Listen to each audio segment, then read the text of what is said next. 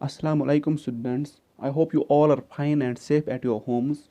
This is our second video lecture. Today I will discuss the book questions and answers of lesson number 2, Elephant Feast, which I already explained to you in detail. So let's start and open your book at page number 22.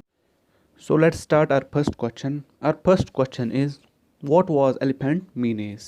जैसा कि मैंने आपको पहले ही lesson पढ़ा ही है और उसमें मैंने बताया हुआ है कि मीनेस किसे हम कहते हैं। मीनेस कहते हैं जब किसी की वजह से किसी को भी कोई ट्रबल हो या कोई परेशानी हो, प्रॉब्लम हो, उससे हम मीनेस कहते हैं। यहाँ पे कहा गया है एलिफेंट मीनेस किसे हम कहते हैं। एलिफेंट मीनेस मतलब हाथियों की वजह से जो प्रॉब्लम हो रही थी उसको हम एलिफेंट मीनेस कहते हैं। अब यहाँ पे एक आंसर क्या है। Elephant menace refers to the act of wild elephants wandering into the rice fields at night and eating up the crops। क्योंकि जो हाथी थे वो क्या करते थे, वो रात को नीचे गांव में उतरते थे और ऐसे ही पैडी फील्ड्स जो होते थे या राइस फील्ड्स होते थे उनको नुकसान पहुंचाते थे और क्रॉप्स जो वहाँ पे उगाए होते थे वो खा लेते थे, जिससे लोगों को बहुत परेशानियों का सामना करना पड़ता था। इसी को यहाँ पे कहा गया है एलिफेंट मीनेस।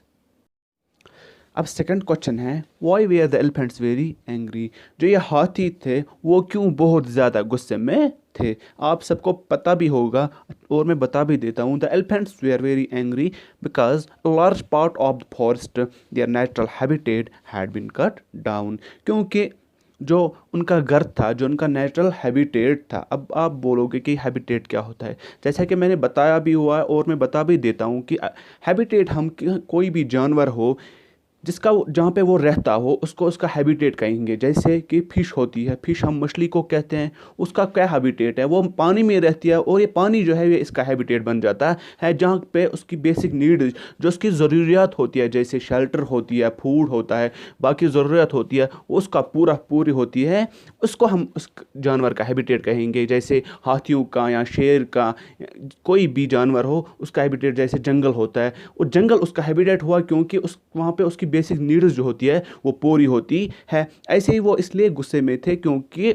लोगों ने बहुत सारा जंगल का हिस्सा काट लिया था, जो कि अब वो थोड़ा सा रह गया था वहाँ पे जहाँ पे वो हाथी अकोमोडेट नहीं हो रहे थे, यहाँ की जो उनकी फूड या शेल्टर की ज़रूरियात थी वो पूरी नहीं हो रहे थे, जिसकी वजह से वो नीचे आ रहे थे।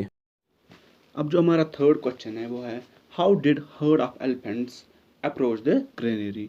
जो एलिफेंट्स थे, हर्ड आपको पता ही होगा, हर्ड हम झुंड को कहते हैं, ग्रुप ऑफ एनिमल्स उनको हम हर्ड कहते हैं। यहाँ पर बहुत सारे एलिफेंट्स थे इसलिए उनको हर्ड, वो झुंड में थे ना। जो हाथियों का झुंड था वो कैसे पहुंचा ग्रेनरी के पास, हमें इसका जवाब देना है। सब मैंने पढ़ाया भी है ऑलरेडी, पता भी होगा आपको, फिर मैं बता देता हूँ। One morning the leader of the heard of elephants approached the granary. एक दिन सुबह जो लीडर था उनका वो ग्रेनरी के पास गया। आपको पता है ग्रेनरी किसे हम कहते हैं। ग्रेनरी हम कहते हैं जहाँ पर हम फूड को स्टोर रखते हैं। जब हम फसलें काटते हैं या हार्वेस्ट करते हैं, फिर जब हम वहाँ से वो अनाज लाते हैं या क्रॉप लाते हैं, तब तक हम उसमें स्टोर रखते हैं, मतलब स्टोर हाउस, ठीक है, जहाँ पर हम फूड को या अनाज को स्टोर रखते हैं। तब तक वो ज़मींदार उस ग्रेनरी में स्टोर रखते हैं जब तक वो किसी मर्चेंट को या किसी को न बेच देते हैं। जब उनका लीडर वहाँ ग्रेनरी के पास पहुँचा, पुरानी ग्रेनरी के पास जहाँ पे वो फार्मर और ज़मींदार होते थे, वो अपना ग्रेन स्टोर रखते थे, उस लीडर ने, जो हाथियों का लीडर था, उसने वहाँ पे इंस्पेक्ट किया, जांच की अच्छे से, फिर अपने झुंड के पास वापस चला गया and inspected it, then returned to the herd, and after some time the herd of elephants were seen approaching the granary in an almost military order। उसके बाद क्या गया, जब वो उनका लीडर वापस चला गया अपने झुंड के पास, फिर वो एक साथ आए। पहले क्या किया, लीडर ने पहले इंस्पेक्ट किया, जांच की अच्छे से ग्रेनरी की, हम कहाँ से इसको अटैक कर सकते हैं। फिर वो अपने हर्ड के पास या ग्रुप झुंड के पास वापस चला गया, फिर वो एक साथ वहाँ पे आए। मिलिट्री ऑर्डर यहाँ पे यूज़ किया गया है। मिलिट्री ऑर्डर आपको पता होगा, जैसे मिलिट्री वालों को देखा होगा ना आप लोगों ने बच्चों, जैसे कि वो एक डिसिप्लिन में चलते हैं, लाइन में चलते हैं, अच्छे से मैनर्स से चलते हैं, वैसे ही ये भी चल रहे थे अच्छे से लाइन में, ग्रुप में, लेकिन लाइन में चल रहे थे, इसलिए यहाँ पे लिखा हुआ है मिलिट्री ऑर्डर।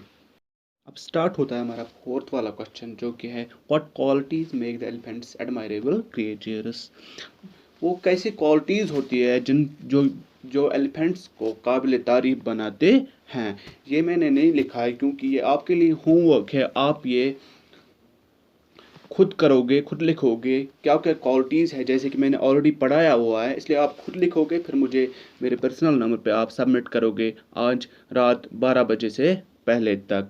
जो जो सबमिट करेगा उसी की अटेंडेंस होगी, जो नहीं करेगा उसकी अटेंडेंस नहीं होगी, उसकी एब्सेंस लगेगी यहाँ पे।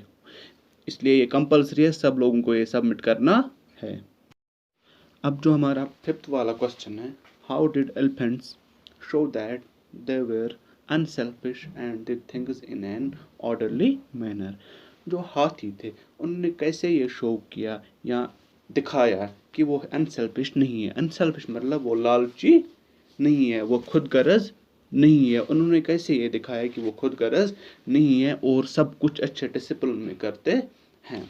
इसका आंसर है, जैसे कि आपको पता भी होगा, the elephants showed that they were unselfish and did things in an orderly manner by dividing their herd into groups, and one by one each group entered the granary to feast on the paddy। जैसे वो granary के पास जब पहुंचे, जब उनको अब वो paddy उनने वो होल कर दिया जहाँ से वो गुस्से ग्रेनरी में, जब उनको अब पैडी पे फीस्ट करना था, दावत करनी थी या खाना था, उनने क्या किया, उन्होंने अब झुंड जो था उनको छोटे छोटे ग्रुप्स में डिवाइड किया, अलग किया, फिर एक एक करके एक एक ग्रुप करके अंदर गए और पैडी खाई और बाहर निकले, डिसिप्लिन में अंदर गए। इससे उन्होंने शो किया कि अनसेल्फिश नहीं है।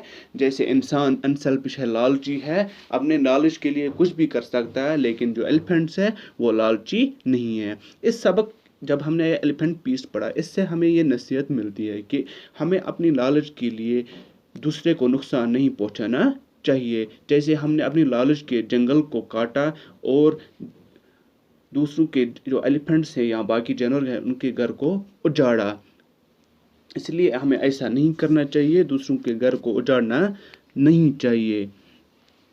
Okay, thank you. अब हम जो इसका एक्सरसाइज रहता है या ग्रामर वर्क रहता है वो मैं आपको दूसरे वीडियो में कराऊंगा। मैं इसी वीडियो में कराता, लेकिन जबकि ये वीडियो बहुत ज़्यादा लंबी हो जाएगी, जिससे आप लोगों को भी प्रॉब्लम होगी और अपलोड करने में भी प्रॉब्लम होगी। Thank you very much. और जो आपका असाइनमेंट है वो सब सेंड करेंगे मेरे पर्सनल नंबर पे, और इंशाल्लाह दूसरा वीडियो भी जल्दी आएगा। सब कोई सब्सक्राइब करना ना भूले, ताकि मैं डेली वीडियोस अपलोड करूंगा, ताकि आपको नोटिफिकेशन मिल सके, आप मिस ना करो। Okay, thank you very much.